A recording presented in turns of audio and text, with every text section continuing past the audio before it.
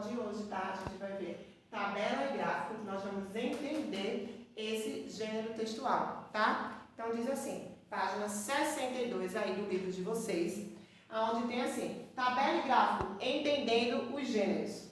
Como você já deve ter percebido, existe uma linguagem adequada para cada tipo de informação que se quer comunicar. Quando se deseja organizar e possibilitar a interpretação de informações de maneira clara, além de rápida leitura, tabelas e gráficos são gêneros eficientes, uma vez que apresentam recurso visual por meio de representações ilustrativas. Esses gêneros são encontrados nos mais variados contextos e informações de todos os tipos podem ser encontradas em tabelas e em gráficos. Agora, nesse momento político, vocês estão vendo muito, né? Gráfico, tá? Quando vai falar sobre o percentual, tá? Quando vem falar da intenção de votos. Ao lermos um jornal, por exemplo, é comum nos depararmos com reportagens acompanhadas de tabelas. Você já deve ter ouvido falar da tabela de determinado campeonato de futebol, não é mesmo? A tabela lá do Brasileirão, Série A, B e C, que aqui em Pernambuco tem representante para as 3 categorias, né? Vamos lá. Assim, saber ler e interpretar tabelas e gráficos é importante, uma vez que são gêneros textuais muito presentes em nosso dia a dia. Primeiro quesito, bora lá, lápis na mão. Imagine que a tabela a seguir foi elaborada para saber qual o esporte favorito dos alunos do 6º ao 9º ano de uma escola. Aí, quais são os esportes? Futebol, vôlei, ciclismo, natação, outro tipo de esporte e a soma. No 6º ano, 7º ano, 8º ano, 9º ano e a soma. A soma de quem gosta de futebol é de 83. Do vôlei, 29. Do ciclismo, 12. Da natação, 4. Outro tipo de esporte, 8. E no total, 136 alunos foram entrevistados. Vamos lá para o primeiro quesito. Ou então para a letra A, tá? Diz assim, quantos alunos foram consultados? Então aí vocês vão ver a soma, certo, meus amores? E colocar aí. Letra B, quantos são do 7º ano? Então, quantos alunos são lá do 7º ano? É lá que está em pezinha, tá? O que corresponde ao último lá. Letra C, analisando as informações contidas no gráfico, qual a porcentagem dos alunos consultados está no 7º ano? Então, aí eu consultei Tia Ila, né? Para saber se vocês sabiam responder utilizando a regra de 3 simples. Só que houve uma mudança na BNCC e a regra de 3 simples vai ser dada lá na frente para vocês. Então, eu vou dar a resposta aí na letra C, certo? Então, na letra C, vocês vão botar assim, ó. A porcentagem de alunos do 7º ano, bora lá, lápis na mão, que foram consultados é de 27,2%. Lembrem-se que quando a gente escreve por cento, a gente escreve assim, tá? 27,2%, aí o sinalzinho do porcento. Eita, que essa bolinha ficou feia. Certo? Essa daí é a resposta. Na letra C, vocês vão botar o seguinte. A porcentagem de alunos do 7º ano que foram consultados é de 27,2%. Escrevam aí.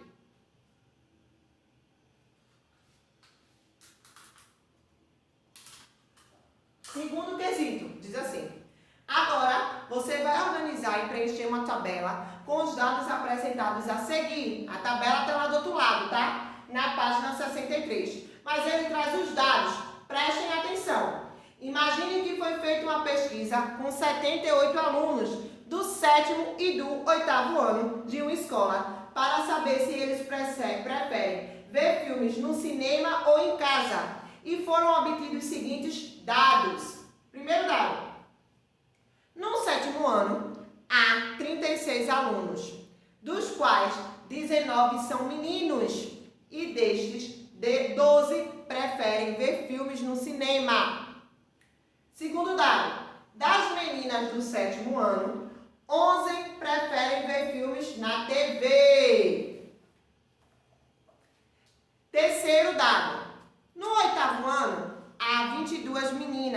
das quais 11 preferem ver filmes na TV. E o último dado diz assim: os meninos do 8º ano ficaram empatados, ou seja, metade deles preferem ver filmes no cinema e a outra metade na TV. Então aí vocês vão precisar fazer cálculos matemáticos. Quero a resposta de tudinho para eu ver, viu? Quem tá assim, ó, ou quem tá assim em Tia Ilha. Certo, gente? Bora lá. Outro assunto que ele trouxe primeiro o gráfico e agora a gente vai trabalhar as tabelas e o gráfico vai aparecer depois. Então diz assim, certo? Quando ele quer trazer as tabelas. Como você pode perceber, tabela é basicamente um quadro organizado em linhas e em colunas, usada para facilitar a tarefa de aplicar, de formatar, de classificar e de filtrar dados.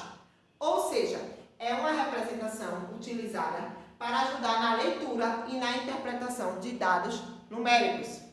Conheça os elementos que compõem uma tabela. O primeiro é o título. Informe em poucas palavras o conteúdo da tabela.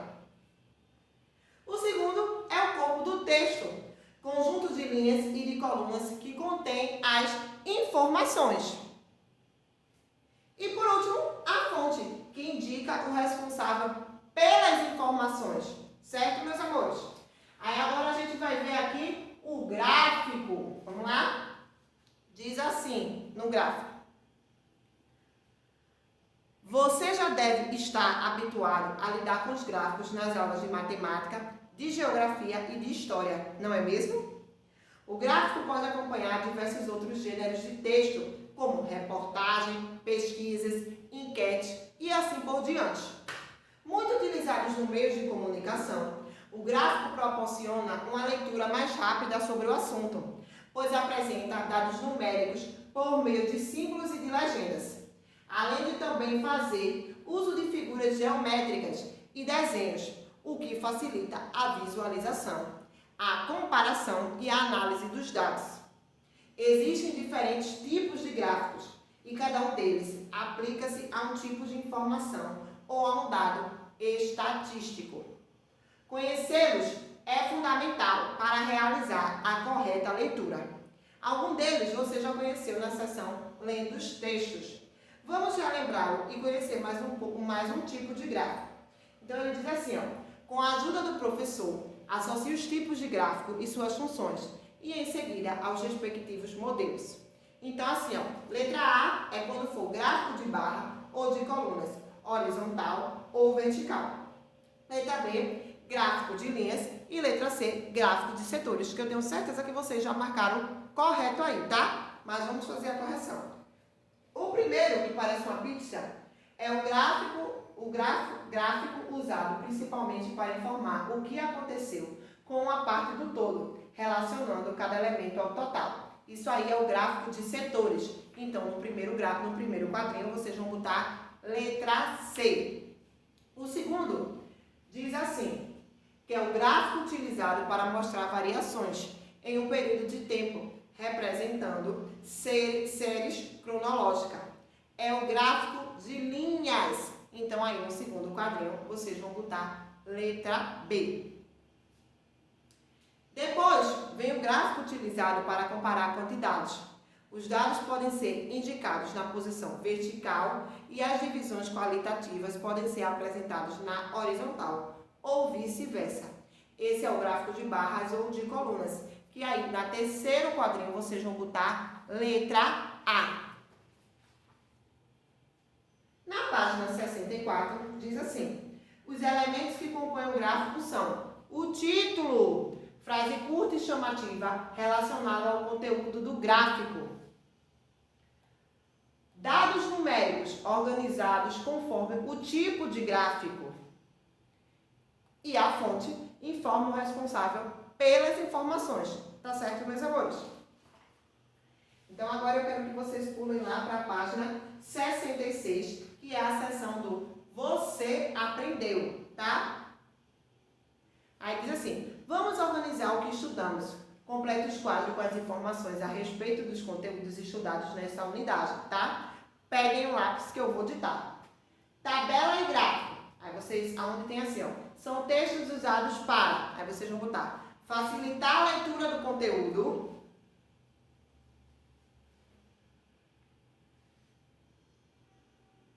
vírgula, já que apresentam as informações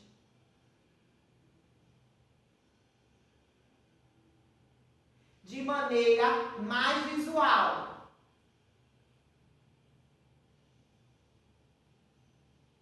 Então, ficou aí. São textos usados para facilitar a leitura do conteúdo, já que apresentam as informações de maneira mais visual.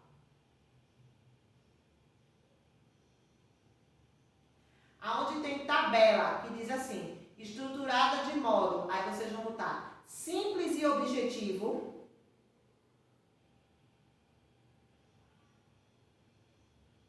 apresenta título completo,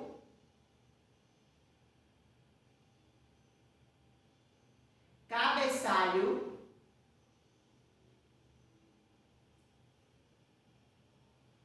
corpo do texto e fonte. Então, onde tem tabela, ficou assim, estruturada de modo simples e objetivo, apresenta título completo, cabeçalho, corpo do texto e fonte.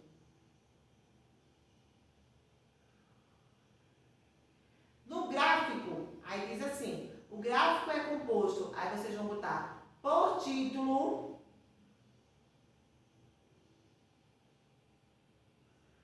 com poucas palavras,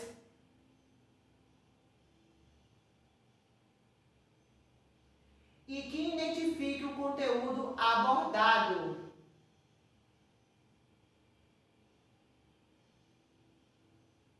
Os dados das informações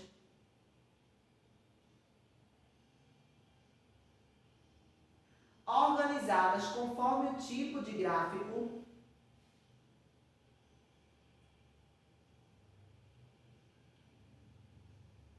e a fonte da informação.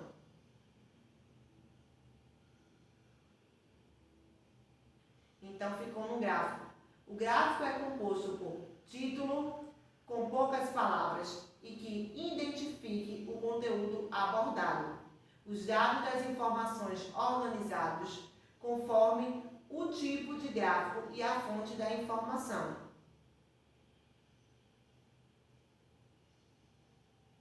Concordância especial do verbo ser. Primeiro quadrinho diz assim, o verbo ser concorda sempre com a pessoa quando o sujeito ou predicativo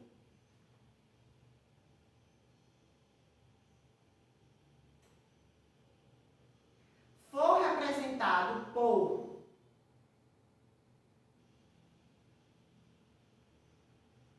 substantivo que indica pessoa.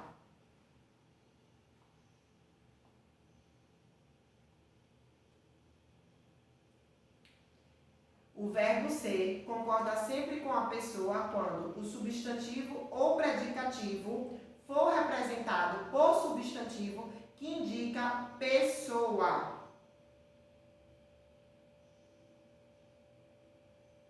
O exemplo é pessoal, tá? Cada um vai escolher qual quer colocar. Embaixo tem assim, o verbo ser concorda preferencialmente no plural quando o sujeito ou predicativo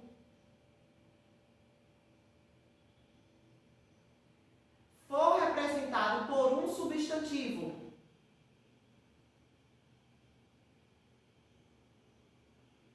que não indique pessoa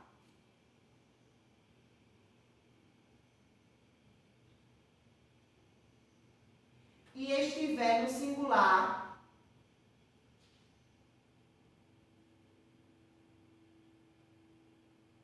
e um estiver e o outro no plural.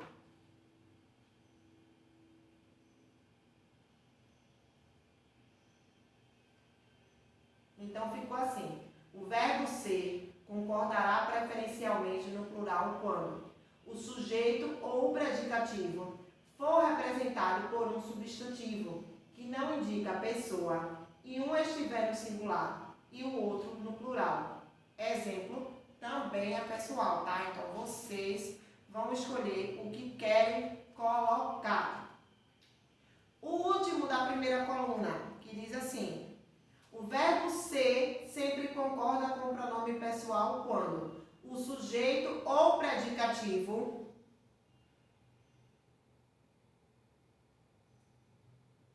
são representados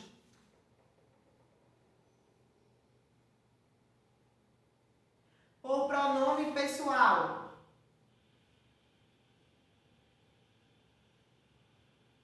Ficou assim.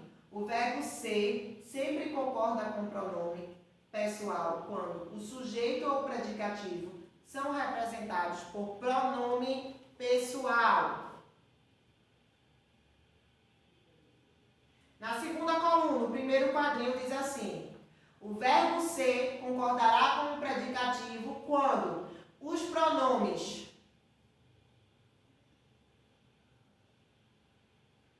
tudo, isso, isto e aquilo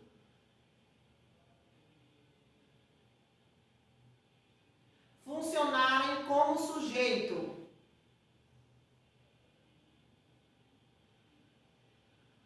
Ficou assim: o verbo ser concordará com o predicativo quando os pronomes tudo, isso, isto e aquilo funcionarem como sujeito.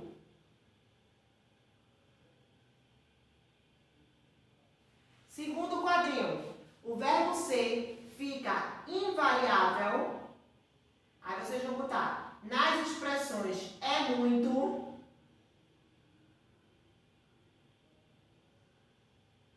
é pouco, é suficiente, é bastante, indicando quantidade.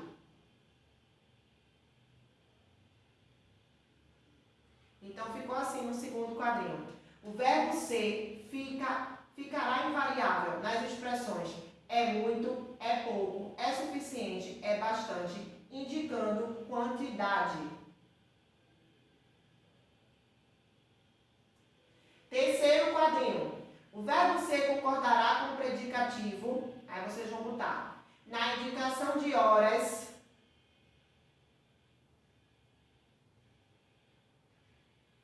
distância e datas,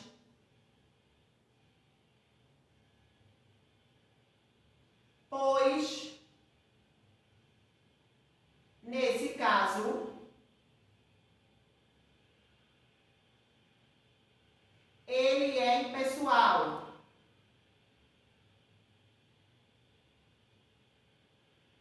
Ou seja, a oração não apresenta sujeito.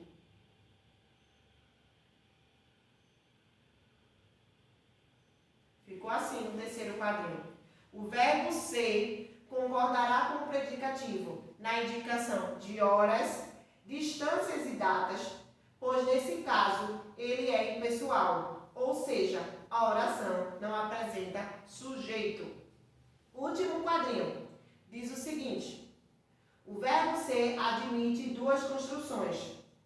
Nas indicações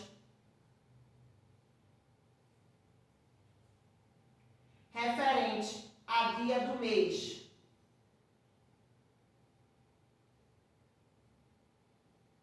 Então ficou assim no último quadrinho. O verbo ser admite duas construções nas indicações referentes a dia do mês, certo? Então a página 66 vocês só eram para copiar, que correspondem ao você aprendeu. Ok, meus amores? Não esqueçam que as atividades vocês devem tirar foto e me mandar pelo WhatsApp, pois assim eu consigo contabilizar a nota de vocês e a presença, certo? Lembrando que a nota do teste, ela vem das atividades, ok? As dúvidas tiraremos nos ao vivo. Beijos!